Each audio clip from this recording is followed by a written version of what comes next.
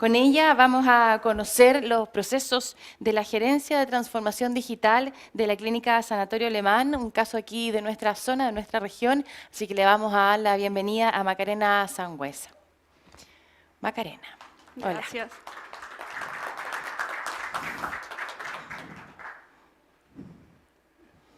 Hola a todas y todos, muchas gracias por la invitación. Hoy les quiero contar un poco lo que ha sido la creación de la Gerencia de Transformación Digital en el Sanatorio Alemán, qué áreas se fusionaron, cuáles se vieron la necesidad de crearse, y también un caso práctico que fue la creación del área de ciberseguridad.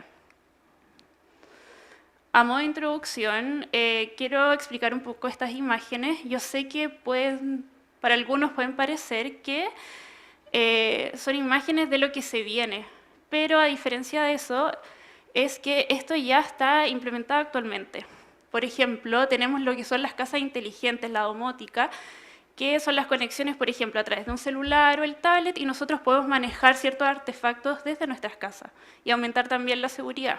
Otra foto que está acá abajo es un hotel en Japón que el proceso de recepción ya lo están haciendo los robots. Otro también es los centros remotos en minería en Chile, donde desde Santiago están monitoreando todos estos camiones que no necesitan un conductor. Y otro donde me quiero detener, que sería este, que puede que muchos no lo conozcan, es el Airport Air One, que está en la ciudad de Coventry, en Inglaterra. ¿Por qué me quiero detener acá? Porque Coventry no es la capital de Inglaterra, es una ciudad que quisieron potenciar, disminuir la descentralización, y aquí eso igual puede ser algo para copiar también en Chile. ¿Qué es este lugar?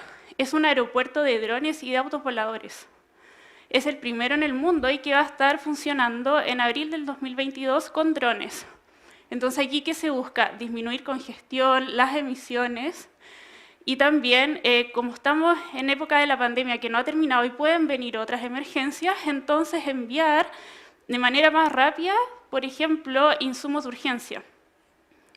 Aquí, por otro lado, tenemos cómo estamos en Chile a nivel de estado de evolución digital.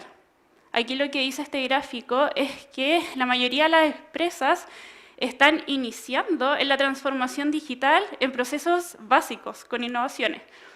Y en segundo lugar está el nivel 1, que son escasas innovaciones en tecnología. Entonces, con esto podemos decir que 2/3 de las empresas en Chile recién están dando sus primeros pasos en la transformación digital.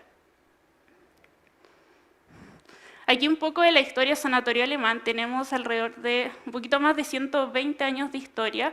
Esto inició en el año 1895 con una iniciativa de salud local por el Dr. Baumeister, y él solo empezó con 10 camas. Actualmente tenemos alrededor de 190 camas, 12 pabellones, 140 boxes de consultas médicas y también 7 unidades periféricas. ¿A qué me refiero con unidades periféricas? Son distintos centros de toma de muestra y de consultas médicas en distintas partes de Concepción. Por ejemplo, tenemos no necesariamente en Concepción, pero tenemos en San Pedro de la Paz, en Andalhué, tenemos en Chihuayante, también tenemos en Brisa del Sol, y uno que se acaba de habilitar acá en las Lomas de San Andrés. El otro punto importante que necesitamos destacar es que la clínica fue acreditada en 2017. Eso significa que estamos siguiendo los estándares del Ministerio de Salud, estamos entregando de manera oportuna atención a los pacientes, continuidad en su atención y mejorando continuamente nuestros procesos. Entonces, aquí viene la gran pregunta: ¿por qué crear la Gerencia de Transformación Digital en Sanatorio Alemán? Vamos un poco más al detalle. ¿Qué es transformación digital? Transformación digital, existen varias definiciones, pero en general es ir mejorando los procesos para un cliente que es más digital, porque la tecnología ya no es como antes, que por ejemplo teníamos innovaciones cada 5 años, 10 años, ahora es continuamente. Entonces tenemos que estar reorientando nuestros procesos en estos clientes digitales, hacer un cambio cultural muy potente a través de la innovación para facilitar el acceso a las personas. No podemos pensar que todos los servicios van a ser de manera presencial. Tenemos que ser capaces de entregar la mayoría o gran parte de los servicios, a lo mejor desde su casa, si es que se viene otra situación como la que estuvimos viviendo. Entonces, ¿qué viene? La misión, también lo otro que se me olvidó destacar por la diapositiva anterior, es que el año 2021 se crea la Gerencia de Transformación Digital y viene un cambio de marca, de imagen, una nueva descripción de la misión, y aquí sí se hace foco en el trabajo continuo de equipos multidisciplinarios. Lo otro, con herramientas tecnológicas necesarias, identificar qué problemas tenemos en nuestros procesos y se pueden ir mejorando con innovación. Para hacer nuestra visión reconocida por poner al paciente primero, otra característica de la transformación digital, sin distinciones y excelencia y alta resolutividad. Y esto también unirlo con nuestros valores, seguridad, respeto, excelencia, trabajo en equipo y calidez. Entonces, para poder cumplir nuestras directrices de Sanatorio Alemán, necesitamos la transformación digital para mejorar la calidad del servicio hacia nuestros pacientes, optimizar nuestros procesos, ser más competitivos, porque claro, acá no nos podemos quedar dormidos esperando que solo por tener más de 120 años de historia nos van a seguir prefiriendo. Adaptarnos al futuro que está cambiando constantemente y aumentar las eficiencias. Para ello, nosotros estamos ocupando este tipo de metodología, mejora de proceso y también la implementación de ciertos proyectos. Y se basa en 4 grandes partes. El primero es la definición de los procesos, después viene tecnología, personas y control de riesgo. Esta metodología es la que usamos para los procesos. ¿Qué se hace primero? Realizar levantamiento de los procesos. ¿En qué consiste esto? Nos dicen, puede que nos digan o nosotros nos damos cuenta, hay un proceso que no está funcionando bien, pero puede que la percepción del key user sea una, de otro sea que el origen del problema viene desde otro lugar. Pero para saber cuál es el origen real del problema, porque claro, si mejoramos algo que realmente no es el problema, vamos a estar optimizando burocracias y generando ineficiencia. Entonces aquí se conoce cómo funciona el proceso, se ve quiénes son los responsables de cada una de estas actividades. También se genera un diagnóstico a través de datos, si es que están disponibles, porque puede que tampoco tengamos muchos datos. Y se empieza a ocupar, por ejemplo, estrategias de identificar el origen del problema. Y ahí podemos saber, esto está generando todo esto. Y con toda esa información nos permite ir a la tercera parte, que es identificar oportunidades de mejora. De qué forma yo puedo optimizar el proceso y ir cambiando las actividades para ver resultados positivos y de manera efectiva. Entonces establecemos el plan de acción. Aquí nos gusta mucho ocupar el ciclo de Deming, que significa mejora continua, porque claro, el proceso no porque lo mejoremos una vez puede durar eternamente. Siempre hay que estar mejorando y optimizando también si se implementan nuevas tecnologías y también aplicando 5S para eliminar todos los desperdicios que existen. No podemos optar todavía a 6S por la variabilidad de los datos que existen. Y lo otro, el último, ya es seleccionar las soluciones. Tenemos que hacer tablas comparativas, saber hasta qué punto, por ejemplo, los proveedores tienen experiencia y nos pueden ayudar a nosotros. Y la otra herramienta que ocupamos mucho, que es Trello, que es parte de Microsoft, y podemos hacer seguimiento y activar los proyectos. La segunda parte, que es de personas. Esto es muy crítico porque se puede hacer, por ejemplo, en el levantamiento de proceso, identificar quiénes son los stakeholders y quiénes son nuestros key users. Porque si no lo identificamos desde un principio, vamos a estar optimizando procesos y a lo mejor al final nos vamos a dar cuenta, no consideramos a esta persona y esa persona puede ser clave en el éxito del proceso y se puede resistir al cambio y no vamos a llegar de manera exitosa al final. Por ejemplo, aquí en la primera parte, dice que el 70% de los fracasos de los proyectos son gestionables mediante estrategias de gestión del cambio. Aquí en la segunda parte podemos ver que la mayoría de las personas, cuando se viene un cambio, pueden pasar por estas distintas etapas o a lo mejor directamente a una, por ejemplo, resistencia, caos, integración, hasta que lo asumen o nunca lo van a asumir. Entonces, por eso estamos presentando acá estas estrategias que nosotros ocupamos para gestionar el cambio. Por ejemplo, uno es los 8 pasos de Kotter, que en el fondo yo identifico a esta persona que puede que tenga gran poder y gran interés en el proyecto, pero su actitud es un poco negativa. Entonces, ¿de qué forma yo le creo la necesidad de urgencia para que nos apoye en este cambio, se sienta involucrado? El otro, que es la teoría Social Dynamic, que es categorizar a las personas, aquí hay distintos tipos, y te dice estrategias para poder que estas personas se sientan involucradas y te ayuden en el cambio. Hay otros que definitivamente no va a ser posible hacer el cambio completamente, pero de cierta forma te ayuda. Y lo otro es la metodología de ADKAR, que es conversar con las personas, hay que darse ese tiempo, sobre todo con los que son los key users, saber cuáles son sus preocupaciones, por qué creen que a lo mejor el sistema no les va a servir, y ahí generar estrategias para que se den cuenta que esto es por su beneficio y no para generarle mayores trabas.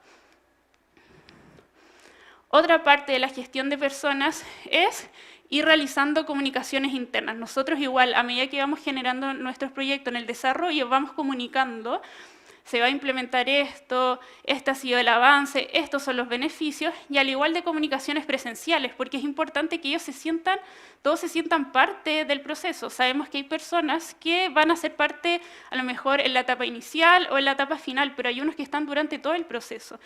Entonces hay que tener mucho cuidado con ellos y ir contándoles de manera continua. Otra parte de la metodología es la tecnología. Esta igual es muy crítica porque parte con la definición y selección de la tecnología. ¿Qué queremos? Nosotros podemos haber diseñado un proceso optimizado, pero no está el detalle. Por ejemplo, con qué campos nos vamos a integrar, cuál es realmente el requerimiento funcional y técnico o cuáles son, porque pueden ser varios. Por ejemplo, acá tenemos el caso de una cotización que estuvimos haciendo para nuestro sistema hospitalario. Fueron muchas horas de trabajo, reuniones con distintas áreas, se levantaron 1.200 requerimientos funcionales y técnicos. Entonces, después de esto, nosotros podemos ir a generar estas licitaciones o buscar distintos proveedores que nosotros creamos que nos pueden satisfacer las necesidades. Entonces, aquí, por ejemplo, esta imagen es de cuando estuvimos seleccionando un CRM. Entonces, como podemos ver, hay muchos CRM en el mercado, pero ¿cuál es el que realmente cumple con lo que necesitamos? Entonces, para poder ir a cotizar, hay que tener claro qué queremos. Entonces, aquí en estas reuniones nosotros les exponemos, esto es lo que necesitamos, ¿tu sistema cumple o no cumple? Si no cumple, ¿de qué manera se puede suplir? Y si cumple, verificar realmente que cumpla, porque claro, el proveedor a veces te puede decir, cumplo, pero en la práctica no cumple tanto. Entonces, nunca nos va a solucionar el problema. Y después ya viene la parte de implementación y seguimiento.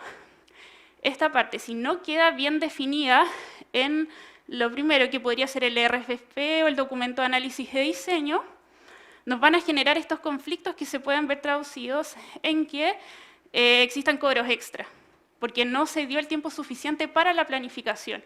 Aquí podemos ver un diagrama de integraciones con nuestros sistemas para el CRM, los diagramas de UML, definición de entidades y cada uno de sus formatos.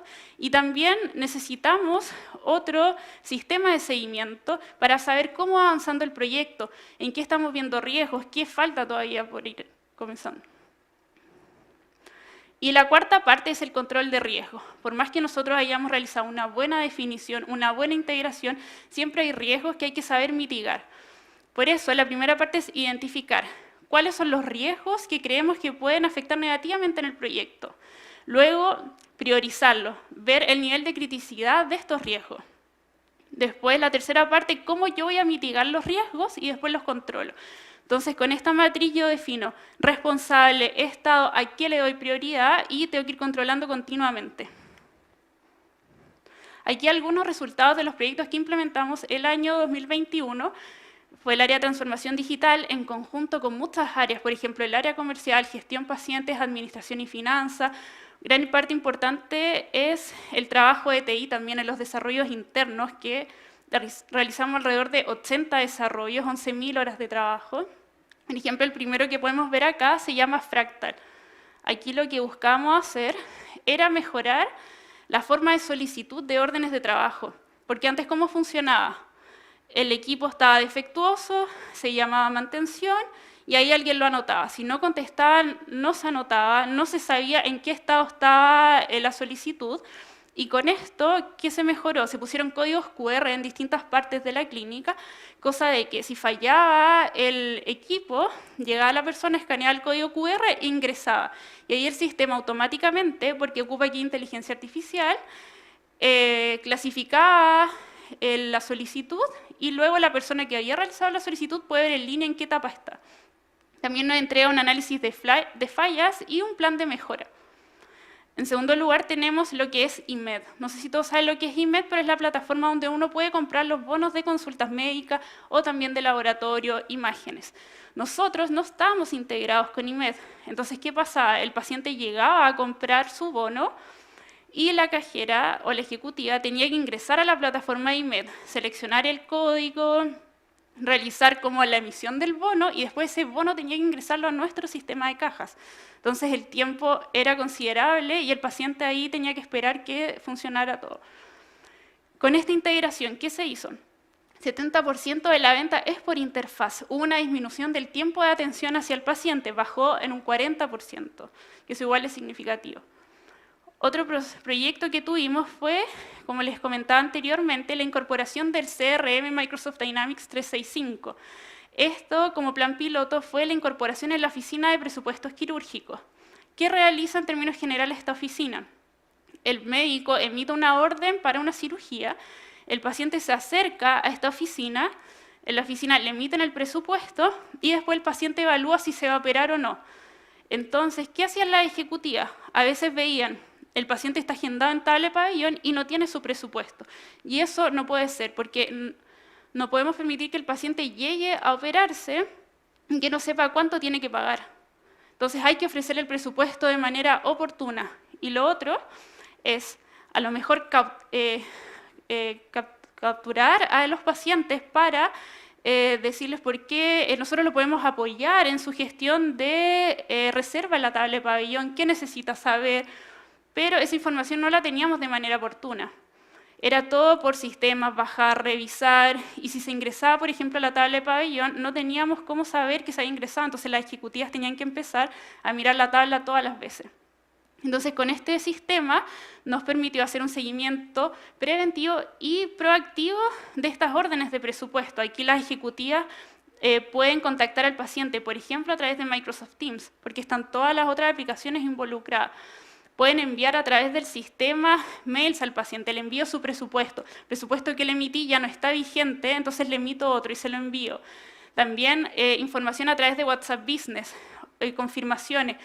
Usted puede solicitar su presupuesto a este número por estas vías. Y también queda un registro de la gestión de las ejecutivas, que antes no quedaba registro, todas las llamadas que hacen, cuánto se demoran atendiendo a los pacientes, cuántas terminaron efectivamente en cirugía. Otro proyecto que fue ENIAX, que es nuestra asistente virtual que se llama Erika. Aquí, ¿cuál era el principal problema? Cuando el paciente realizaba una reserva de consulta médica, la realizaba, le llegaba un mail, a lo mejor un WhatsApp o un mensaje de texto, y se olvidaba. Podría haber reservado con un mes de anticipación, entonces en un mes igual pasan un montón de cosas y no tiene por qué acordarse. Entonces con este asistente virtual, ¿qué pasa? El paciente agenda su consulta médica y de acuerdo a unos parámetros que se definieron, el asistente virtual está constantemente mandándole mensaje, texto, mail para preguntar, ¿va a asistir a su consulta médica? Recuerde que tiene su consulta médica. Y esto nos permitió disminuir el no-show de 19 a un 14%. Y esto aquí conllevó aumentar consultas médicas en la clínica y también mejorar la experiencia del paciente. Otro proyecto que uno ya se implementó y el otro está en desarrollo es la incorporación de gestores de fila en la clínica. Antes teníamos estos números de papel que sacan y la ejecutiva llamaba por voz al paciente. No podía hacer priorización, por ejemplo, si era un paciente preferente. Con estos números se selecciona el tipo de servicio y también si uno está en la categoría de paciente o paciente preferente. Aquí se le puede dar prioridad a los pacientes, se puede tener un análisis de cuánto se está con cada uno de los pacientes. Y el otro es ya los equipos de autopago, que esto se une un poco con lo que es IMED, que en el fondo aquí vamos a permitir que el paciente pueda comprar su bono de consulta médica a través de este equipo. Por ejemplo, por caja se puede demorar 6 minutos, pero por estos equipos se puede demorar, si tiene conocimiento tecnológico, hasta entre 20 y 90 segundos. Igual baja considerablemente el tiempo de atención y ahí va a donde le entregue el informativo, por ejemplo, Torre Alemana, piso 5, y ahí solo espera que el médico lo llame. Y el último que está recién iniciando, que es el software de agendamiento de pabellón. ¿Cuál era el problema principal acá? Se realizaba un agendamiento en un libro, no en un sistema. Tampoco había esta información o confirmación con el paciente, no le llegaba ningún correo, quedó agendada su cirugía. El paciente podía estar harto tiempo sin saber si su cirugía era realmente o no efectiva. Entonces, con esto buscamos mejorar el agendamiento, disminuir suspensiones por mal agendamiento y también mejorar la experiencia del paciente y que esté en todo momento al tanto de que se viene su cirugía, y también para el médico, que tenga agendado, tengo esta cirugía para la próxima semana. Y aquí ya nos vamos al área de ciberseguridad. ¿Qué pasa? Antes de que existiera la gerencia de transformación digital, estaba la subgerencia de TI, y que tenía, claro, la parte de desarrollo y la parte de soporte. Entonces, la jefa de soporte con el subgerente de TI tenían ciertas dudas o creían que podíamos ser vulnerables. Entonces, decidieron, en una alianza con otra empresa, realizar un diagnóstico a través de un ethical hacking para saber cómo estaba el sanatorio alemán. Y este resultado nos mostró que nuestro nivel de criticidad era alto. O sea, nuestra vulnerabilidad era muy alta a algún tipo de ataque. Entonces, esto podía afectar negativamente a nivel de nuestras operaciones, información, imagen, de manera legal y financiera. Entonces, aquí se origina un poco la necesidad de creación del área de ciberseguridad. Ahora va a estar liderada por la jefa de ciberseguridad, que es Marcela Caro. Entonces, ¿qué se definió después de este diagnóstico?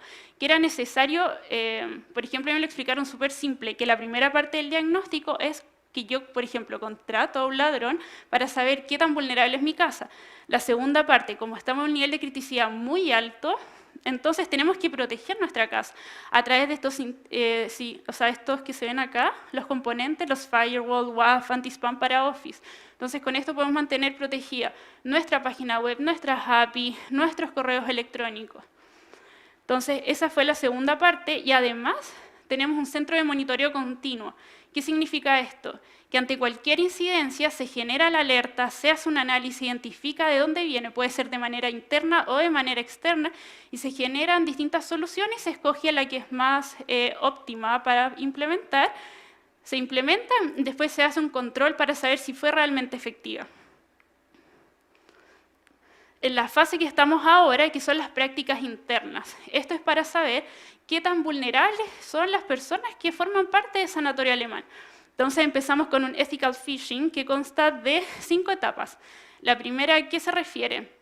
Yo envío este ataque, puede ser a través de un correo electrónico, y ahí podemos saber qué personas identifican que no es realmente un correo electrónico de Sanatorio Alemán. Entonces, con esta prueba que se hizo, se entregó un reporte, se identificaron las personas que eran vulnerables, y ¿qué se hace? Se entrega una especie de manual, se capacitan para que estén conscientes de cómo identificar estos malware, qué está fallando, y para ir mejorando continuamente nuestros procesos. Luego de eso, de la capacitación, viene la parte de control, que es nuevamente aplicar esto hasta que vaya bajando el nivel de criticidad. Después vienen las otras etapas de esta fase para culminar en la fase de auditoría, que es poder acreditarnos, estar certificados de que nuestros sistemas son seguros y nuestros datos los datos del paciente están siendo protegidos continuamente, y también los de nuestros colaboradores. Entonces, para finalizar, transformación digital tiene que estar en constante innovación, porque, claro, aquí las tecnologías van avanzando continuamente. Por ejemplo, tenemos el caso de estas aplicaciones que son de dermatología, de entrega de servicios a pacientes con enfermedades crónicas, y estas aplicaciones no necesariamente tienen una clínica, entonces nosotros tenemos que estar siempre adelantándonos a eso. Lo otro también, ir mirando, por ejemplo, Babylon, que es una aplicación que entrega el servicio de atención médica en cualquier parte del mundo y en cualquier momento. Entonces, con ese nivel estamos compitiendo nosotros. También mirar a países más desarrollados. Por ejemplo, aquí puse el caso del NHS Improvement de Inglaterra, que es el servicio público que te entrega estas metodologías de mejora continua. También NICE, que son los estándares de cómo atacar ciertas patologías para disminuir, por ejemplo, la atención en urgencia. Aquí también nos están invitando a salas de transformación digital. Ahí está Sebastián contando un poco de cómo ha sido la experiencia. También abajo está Marcela Caro, contando cómo ha sido la creación del área de ciberseguridad. Entonces tenemos transformación digital, tenemos nuestra misión, como les conté, equipos multidisciplinarios, porque nosotros no vamos a saber cómo funciona todo, no vamos a encontrar todas las soluciones, necesitamos trabajar en equipo continuamente con las distintas áreas de la clínica para estar preparados para el futuro o la actualidad, aumentar y mejorar la cercanía y calidez con nuestros pacientes, porque claro, los pacientes están siendo aún más exigentes, tienen mayor acceso a la información, si no les gusta el servicio que estamos entregando, se pueden cambiar fácilmente a otro. Y mejorar e implementar sistemas que acompañen la entrega de nuestros servicios de manera efectiva. Muchas gracias. Muchas gracias, Macarena, por esa presentación completa.